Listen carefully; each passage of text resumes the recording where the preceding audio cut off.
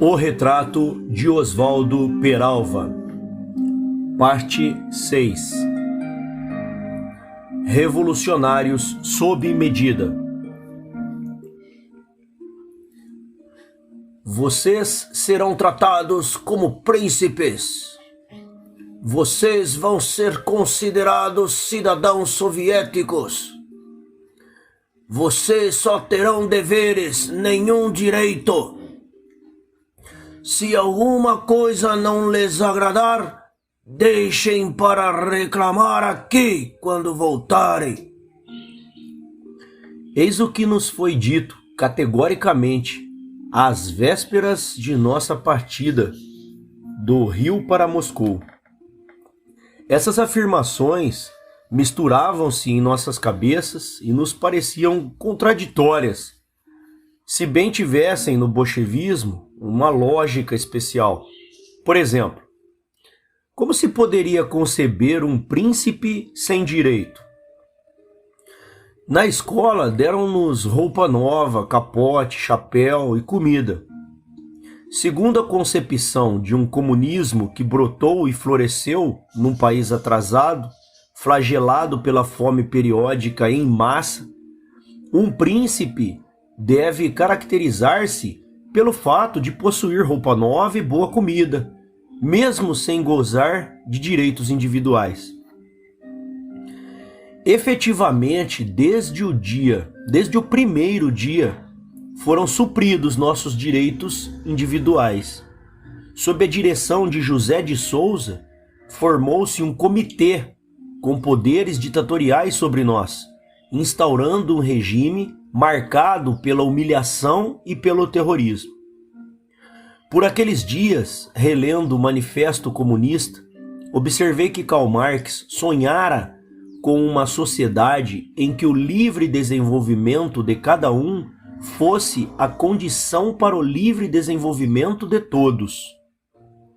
Mas tudo indicava que o objetivo ali era, pelo contrário, destruir-nos à vontade, o amor próprio, qualquer vestígio de independência e personalidade, de livre desenvolvimento, transformando-nos em seres desfibrados e autônomos. A primeira iniciativa do comitê foi recolher os objetos de uso pessoal que havíamos levado, a fim de socializá-los, redistribuindo-os em quantidades iguais e parceladamente. Tomaram-nos as carteiras de cigarros e as lâminas de barbear que leváramos. As soviéticas cortam mais a carne do que os pelos. Os sabonetes e outros objetos semelhantes. Em seguida, o comitê decidiu reduzir a 6 o número de cigarros para cada aluno que poderia fumar durante o dia, provocando assim uma onda de revolta surda e de murmúrios indignados. Depois estabeleceu o prazo de 10 dias para a duração de cada lâmina de barbear, embora as barbas variassem, sendo umas ásperas, outras moles, ademais de haver pessoas quase imberbes. Mas os dirigentes do comitê tinham uma concepção muito especial de comunismo e igualitarismo. A redistribuição dos objetos era feita por Monache, um velho membro do PCB, antigo operário têxtil, que esteve preso e foi torturado pela polícia nos tempos da ditadura de Vargas, sendo promovido em 1945 ao Comitê Central. De natureza afável, converteu-se, no entanto, sob as críticas da direção. Tu és um liberal, precisas te bolchevizar. Num verdugo odioso. De fato, desde Praga, onde nos reunimos todos, os que viemos de avião e os que vieram de navio, ele começou a pôr as mangas de fora, ameaçando-nos, posando de duro, de bolchevista. E na escola, quando alguém ia impedir, por exemplo, uma lâmina nova, tinha que ouvir dele interpretações grosseiras e vexatórias. Já terminou aquela? É preciso economizar. Amolou na palma da mão? Não? Pois amole, que dura uns dias mais. Ah, amolou? Pois amole mais. Quer poupar a palma da mão para as coisas mais importantes? Um comunista tem que saber poupar. Isso aqui é dinheiro do proletariado. Capitalista é que usa cada gilete uma vez, porque vive da exploração dos outros. O dinheiro para ele não tem valor. É preciso ir se educando, hein?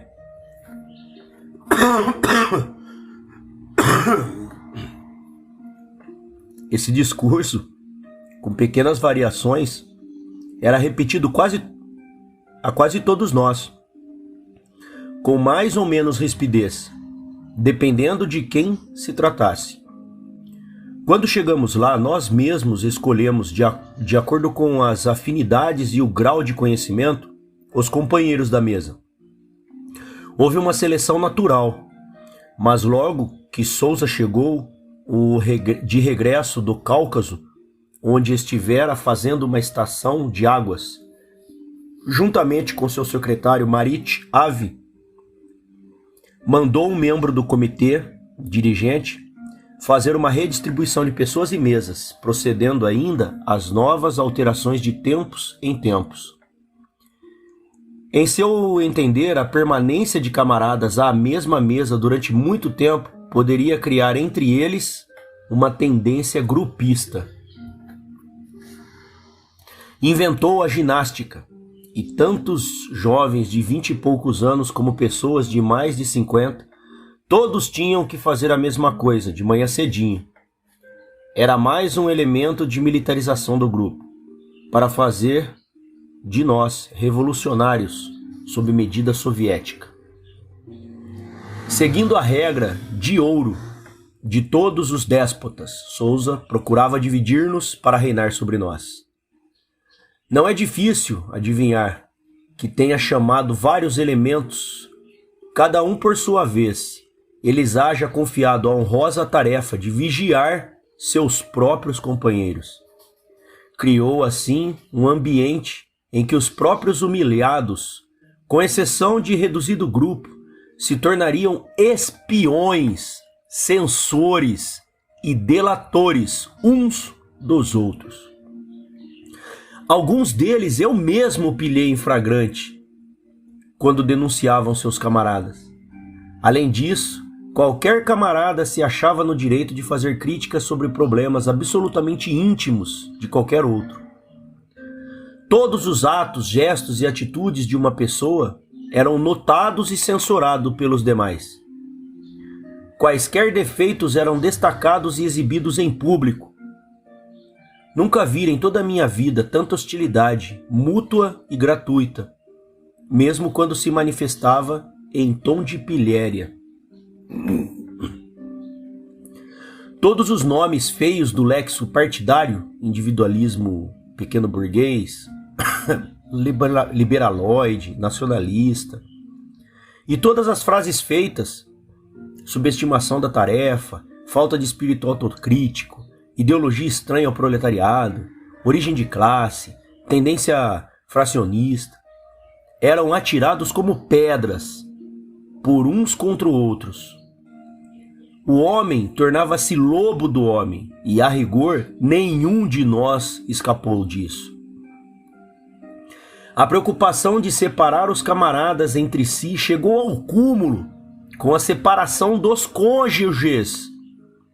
Entre nós havia 2 casais, isso é, 2 camaradas que vieram para o curso com as suas esposas, as quais também eram alunas, mas foram postos em quartos diferentes. Os maridos na parte destinada aos homens, vigiado pelos outros maridos, que não tiveram a sorte de vir com suas mulheres, e as esposas, companheiras no dicionário comunista, na parte destinada às mulheres, sobre a miras das solteiras ou das casadas que vieram sem os maridos. Uma noite, terminada a hora do estudo individual nas salas, Um desses casais aproveitou a saída das outras pessoas em suas mãos e suas mãos se uniram e certamente os dois trocaram palavras carinhosas.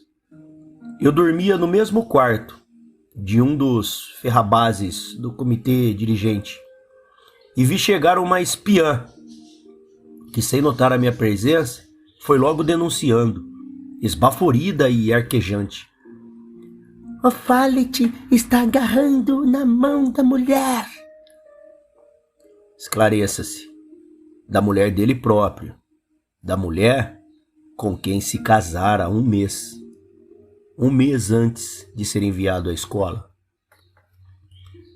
E essa situação estúpida, ridícula e desumana só terminou quando Fallet, criando um caso com a direção do coletivo, teve de se explicar perante o próprio diretor da escola, que declarou ignorar fossem eles casados e mandou acabar com o regime de separação de corpos com uma só condição: não obedecer ao mandamento bíblico de se multiplicarem. A questão sexual foi largamente explorada pelo comitê dirigente, tornando-se a obsessão do coletivo em geral. Como nos colégios de freiras, os homens deviam sentar-se separadamente das mulheres. Mas duas delas estavam misturadas entre os homens. Uma a meu lado, outra ao lado de outro camarada. Cada um de nós 4 foi chamado ao comitê, advertido sobre os perigos da carne. Sobretudo, numa situação como aquela, e houve o devido afastamento, que mais tarde foi anulado, voltando a reinar a mistura entre homens e mulheres. Mesmo assim, as mulheres se portavam a princípio como aquelas freiras do convento de Collingham, que, ameaçadas pela invasão dos normandos, cortaram o nariz e o lábio superior para assim preservar a própria honra. Mas no convento moscovita, a repetição do fato histórico tinha traços caricaturais. Em conversas que logo transpiravam através dos dois maridos, uma chamava a atenção para o olhar lúbrico de fulano e recomendava cuidado com ele.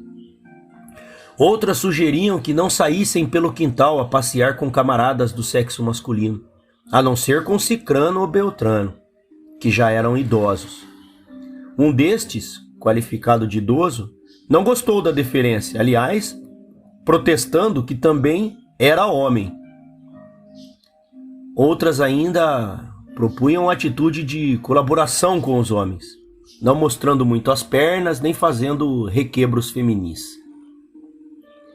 E quando Sousa, num gesto de generosidade, autorizou que tocássemos na vitrola alguns discos de música brasileira, levados por nós, a fim de alegrar as noites domingueiras, recomendou que só podia dançar homem com homem ou mulher com mulher. Putz.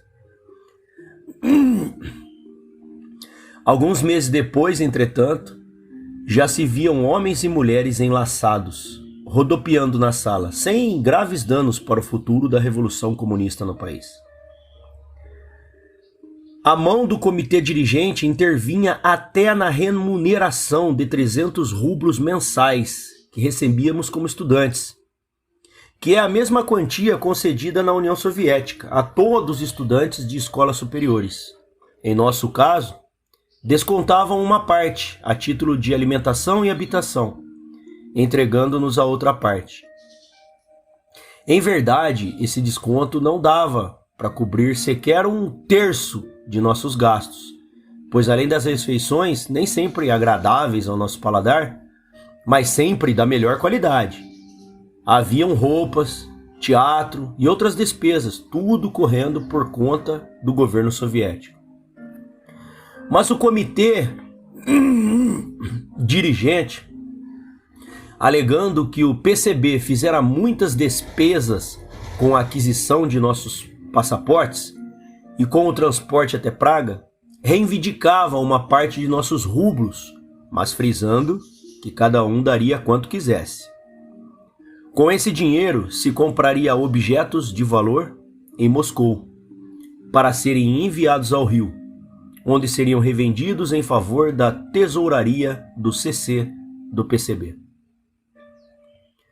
Demos uma parte, mas Souza achou que era pouco, e num gesto teatral e demagógico, dizendo que na escola tínhamos tudo e não precisávamos de dinheiro, abriu mão de todos os seus rubros em favor do CC do PCB.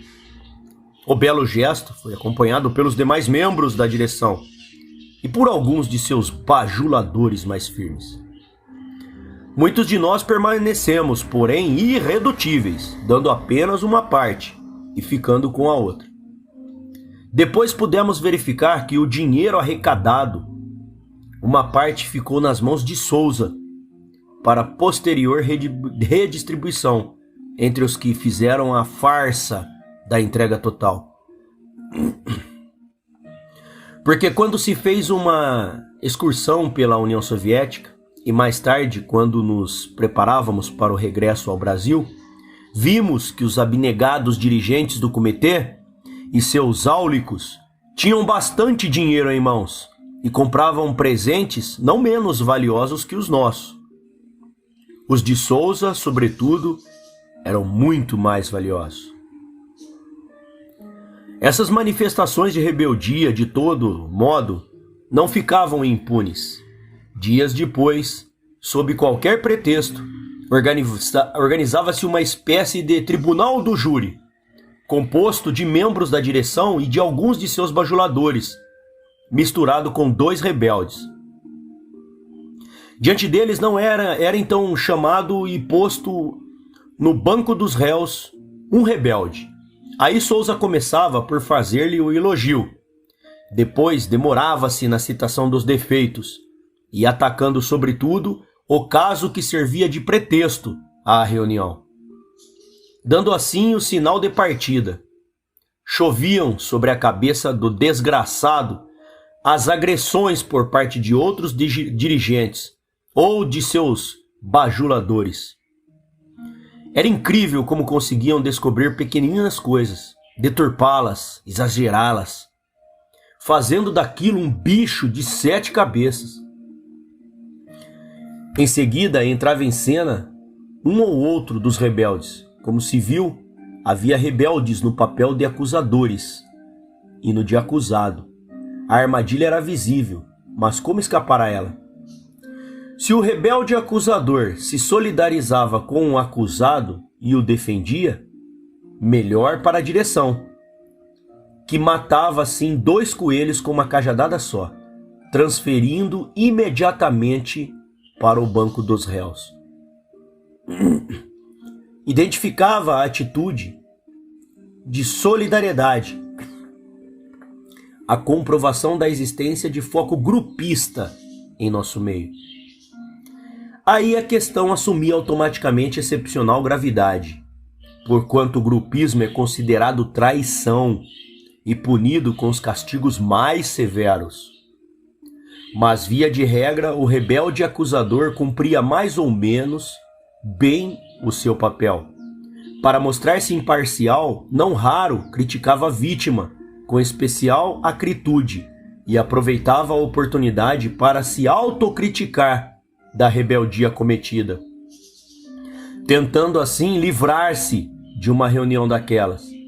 Mas também agia às vezes com a maior honestidade, convencido pelas intervenções anteriores de que o criticado tinha realmente sérios defeitos e que, criticando-os, estava fazendo-lhe um bem, ajudando-o a se livrar de tais defeitos.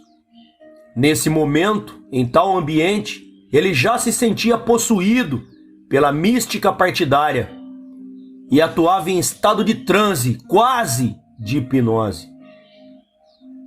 De todo modo, essa atitude não agradava ao criticado, que na próxima vez, quando estivesse os 2 em papéis inversos, também saberia criticá-lo, ajudando-o muito fraternamente a se livrar, por sua vez, dos defeitos que possuía.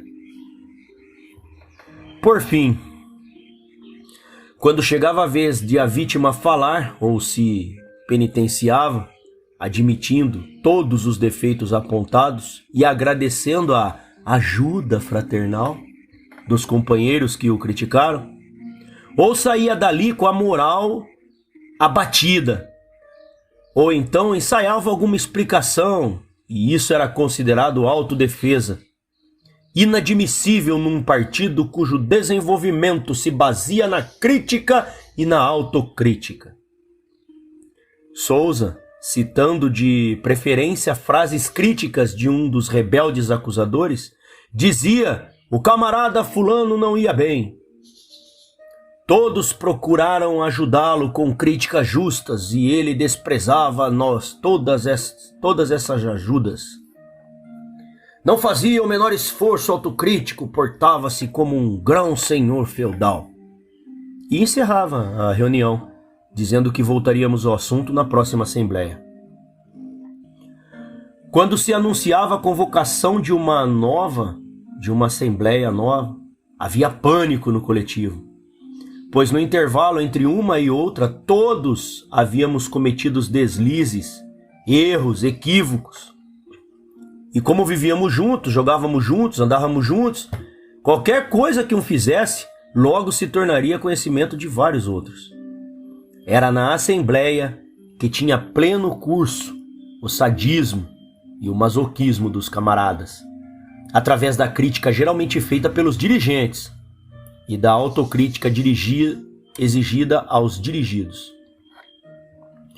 A vítima aí era criticada em todos os tons, do ridículo ao patético, pela totalidade ou quase totalidade do coletivo. Devassavam-lhe a vida, apontavam-lhe os defeitos, punham-nos em situação vexatória, e cada qual se mostrava mais implacável, mais feroz, mais desumano. Terminada uma dessas assembleias, disse-lhe o camarada Pável, em plena excitação masoquista: uma assembleia assim é ótima, hein, velho? Deixa a gente completamente nua. Mas não bastava a crítica. Se o infeliz, já desnudo, aguentava tudo calado, se não batia no peito, não se humilhava ante os dirigentes e os demais camaradas, longe de poder considerar-se um bolchevista, ainda era taxado de pequeno burguês autossuficiente, cheio de arrogância e amor próprio. A direção só se dava por satisfeito ao ver a pessoa reduzida a um trapo, desmoralizada, sem a menor sombra de dignidade. Aí sim já estaria formado o revolucionário de têmpera bolchevista. Anos mais tarde, no Brasil, durante uma reunião do Comitê Central, em conversa particular com Arruda sobre o regime terrorista da escola em Moscou, eu lhe disse que Monatti fora nosso principal carrasco, e ele replicou: que Monatti, que nada! Monatti era apenas um cachorrinho amestrado, latia e mordia quando Souza mandava. Essa era uma tentativa de transferir para Souza a responsabilidade total pelos inomináveis abusos cometidos durante o curso. Mas o próprio Souza não se portava na escola como dócil executor das ordens de Arruda. Não chegou ele a erguer um brinde no refeitório da escola certo dia pela saúde de nosso querido camarada Arruda, que hoje completa mais um ano de vida dedicada à Revolução? É certo que Souza, naquela coletividade de alunos brasileiros, era o responsável principal e, sendo uma fidelidade canina aos seus chefes, enquanto fossem chefes, tinha métodos próprios, diferentes dos de Arruda, para manter-nos em sujeição. Um desses métodos era usar prepostos, como Monatti, para executar as medidas de opressão. Ele mesmo só aparecia nessa função antipática quando a isso era forçado.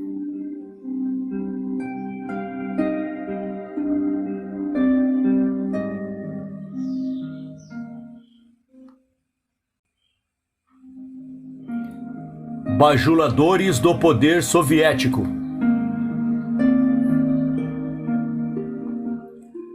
Mais que em qualquer outra ocasião, senti refletido naquela coletividade brasileira o espírito bajulatório em relação ao poder soviético e seus corifeus.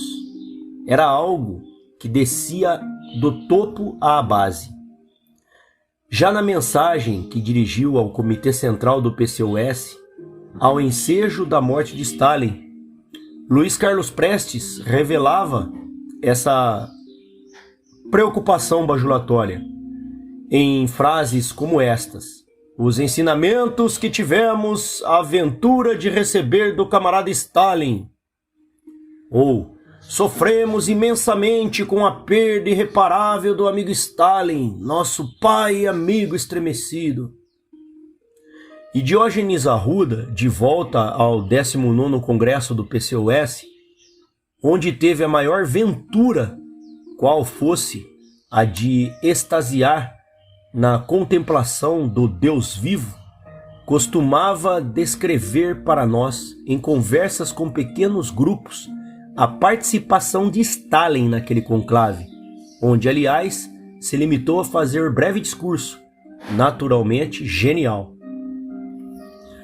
O velhinho fica sentado ali e todo mundo olhava com carinho. Os médicos proibiram-no de fumar, mas no carinho dos camaradas soviéticos, porque ele é o tamanho que o camarada general Prokriesbitiev, seu secretário particular, de quando em quando se levantava e ia, com o cachimbo fumegante segurando nas duas mãos, passando 2 vezes por baixo da narina do camarada Stalin.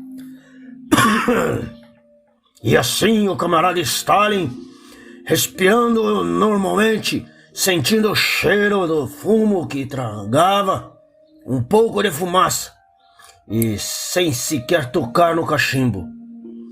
Durante o tempo todo do congresso, o camarada general Prokriesbitiev cuidou assim do velhinho.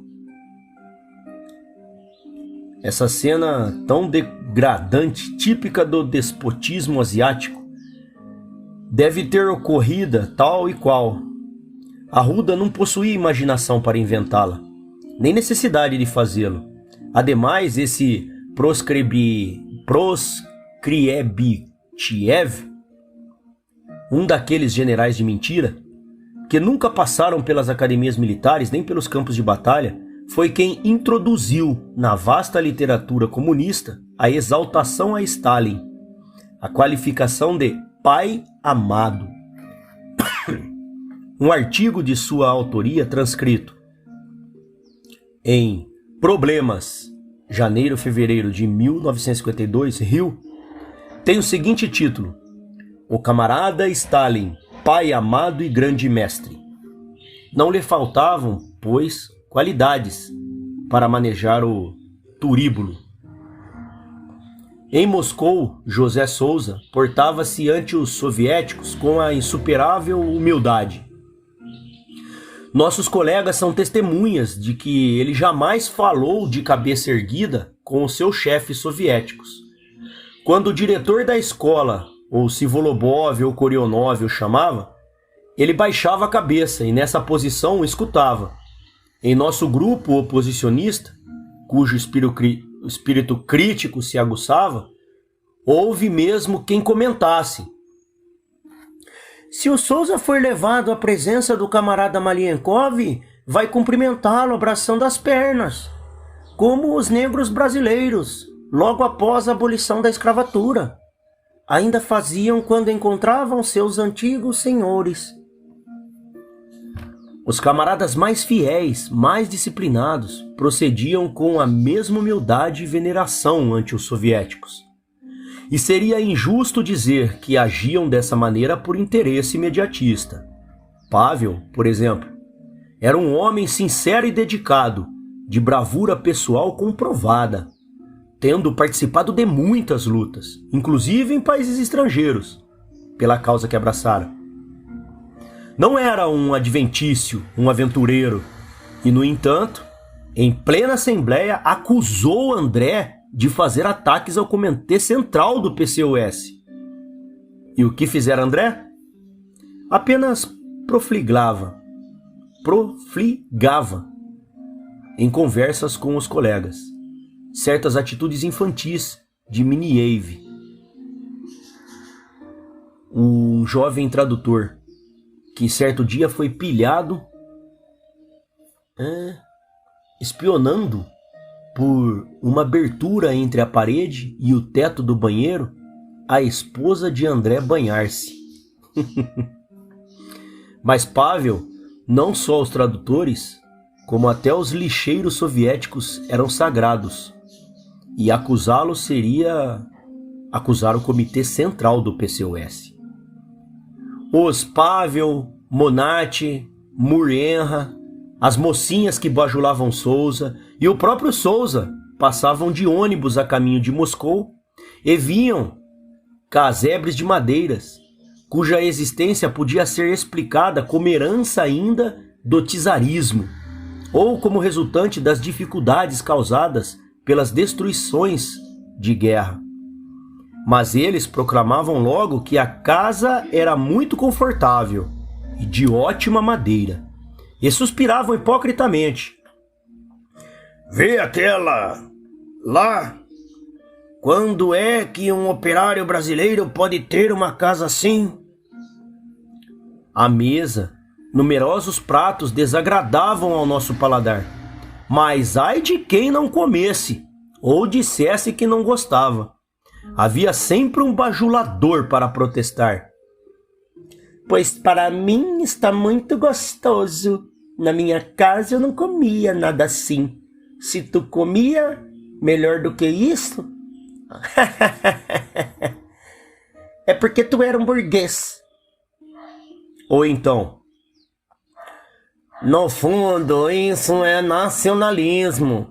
Para você só é bom o que é do Brasil.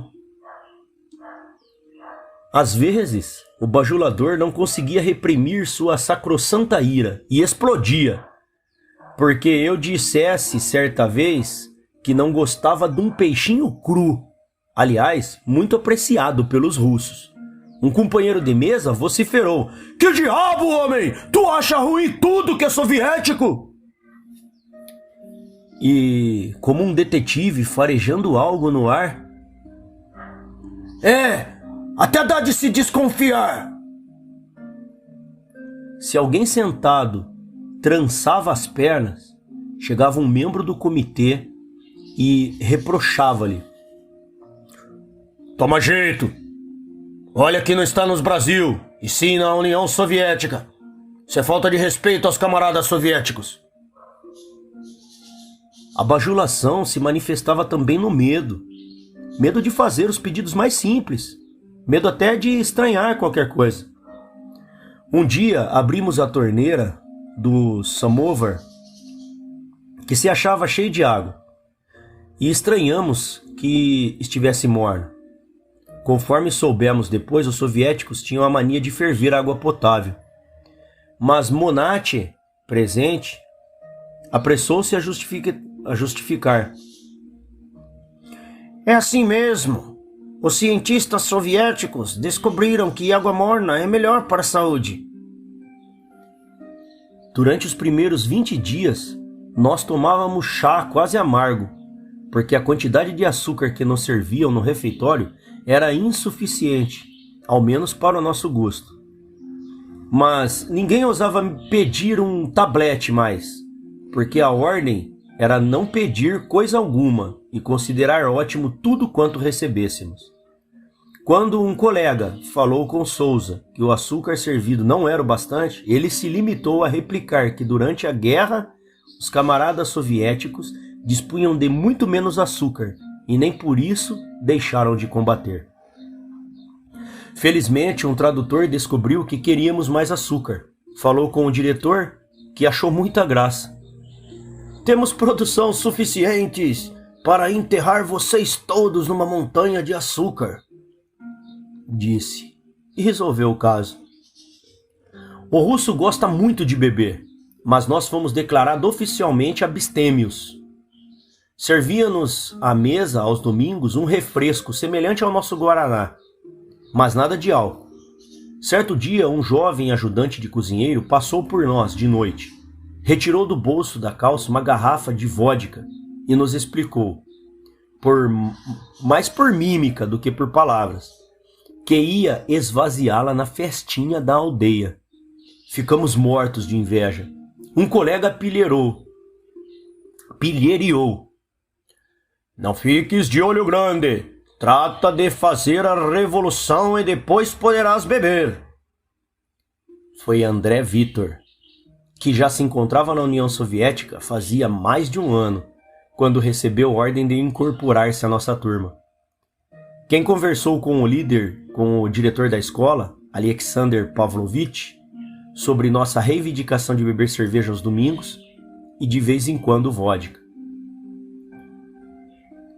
Assim, isto até parece um mosteiro, respondeu ele.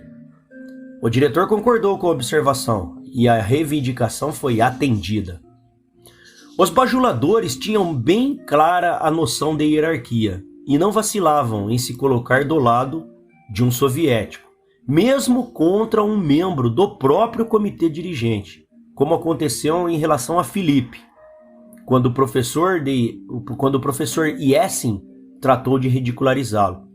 Yessin ensinava filosofia, era um indivíduo simpático, vermelho, rochonchudo, bem-humorado, e o menos dogmático de todos os nossos professores. Após a guerra, esteve como censor em um jornal em Berlim. E creio que essa função aprendeu a querer mal os jornalistas. Eu mesmo, por isso, fui alvo de vários ataques seus. Embora Felipe jamais tenha sido jornalista profissional, aparecia como tal em sua autobiografia, por ter sido diretor de um jornal do PCB.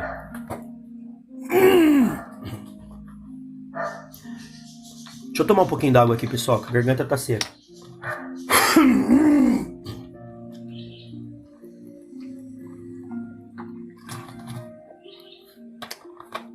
Obrigado. Voltando. Esse professor acabara de completar uma aula que se prolongara por alguns dias, num total de 6 horas. Se bem que me lembro, em torno do tema O papel do indivíduo e das massas na história, à luz do materialismo histórico. Franqueou então a palavra aos alunos para dirimir quaisquer dúvidas. Nosso Felipe fez a seguinte pergunta. Professor, pode-se então dizer que Hitler desempenhou um papel na história? E Yeltsin fez uma careta, como se produzida por dor súbita e aguda. Recompôs-se, deu uns passos para cá e para lá, com as pernas curtas, e de modo negligente assim falou. Essa pergunta me fez recordar um fato ocorrido aqui na União Soviética. Ao tempo da coletivização da agricultura, tratava-se de mecanizar a lavoura e os técnicos iam ao campo. Reuniam em torno de si os camponeses, desmontavam e tornavam a montar as máquinas, os tratores. Faziam umas preleções sobre a maneira de usá-las, dando assim uma lição ao mesmo tempo de teoria e prática. Numa dessas vezes, terminadas a demonstração e a preleção sobre o funcionamento de um trator, o técnico perguntou: Yashna? Claro. Veio Yashna, Tudo claro, respondeu o camponês, adiantando-se. Está tudo perfeitamente claro. Só tenho uma pequena dúvida. Onde é que se engancha o cavalo para puxar o trator? Todos os alunos acharam graça, mas os bajuladores, sobretudo, dobravam-se ao meio de tanto rir. Felipe ficou corado até a raiz dos cabelos, ao retirar-se da sala, em meio a risadas de seus companheiros de direção e dos bajuladores notórios. Pareceu-me que a indignação e a vergonha lhe avermelharam e umedeciam os olhos. Passou por mim e desabafou. É assim que eles nos tratam. Para eles não passamos de uns pobres diabos semicoloniais. Quanto a Souza, que era um cordeiro ante os leões soviéticos, parecia um leão reinando sobre os cordeiros do coletivo. Pequeno, mirrado, como um fumo-peco, erguia a cabeça e sacudia a juba quando se via rodeado pela admiração e pela lisonja dos Mur-Enra e das mocinhas que esvoaçavam em torno. Lhe perguntavam coisas e os acompanhavam. 2 ou 3 de cada lado, pelos passeios do quintal. Sentia-se um rei naquela minúscula corte feminina. Certo dia, datilografei um artigo e entreguei a Felipe, que era o diretor do Jornal Mural. Nesse artigo, a certa altura, eu criticava Souza por se deixar bajular por essas camaradas. Mas Felipe, alegando que o artigo estava longo, propôs amputá-lo, e precisamente na parte que tocava sobre esse assunto. Sua posição era compreensível. O artigo não foi publicado, mas na primeira assembleia eu e outros colegas pudemos levantar a questão, dando nomes aos bois. A reação de Souza foi defensiva, e só conseguiu passar a ofensiva em relação a um companheiro que, em vez de bajuladores, empregou o termo de baixo calão puxa-saco. Astuto, ele agarrou-se a essa palavra, examinou-a, fulminou-a e invectivou o companheiro que a utilizara. Somente anos mais tarde, eu pude verificar que aquela bajulação não era por acaso, nem gratuita. Os bajuladores mais firmes foram todos premiados com uma vertiginosa ascensão na hierarquia partidária.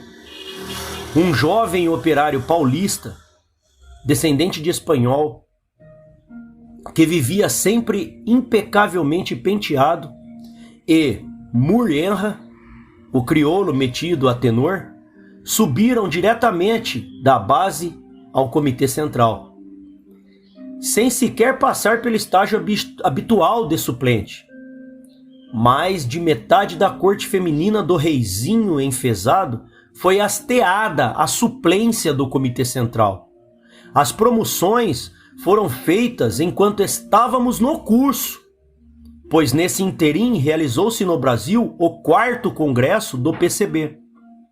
Sendo aí, por indicação de Souza, demitidos de suplente do CC, André Vitor, Falit e outros companheiros. Em seus lugares, subiram os protegidos do ditador de nosso coletivo. Quando em 1956 regressei ao Brasil e fui assistir a uma reunião do CC e verifiquei que lá estavam todos os bajuladores de Souza, pressenti que aquilo era sinal de algo mais grave e disse para mim mesmo: alguma coisa está podre na direção do PCB.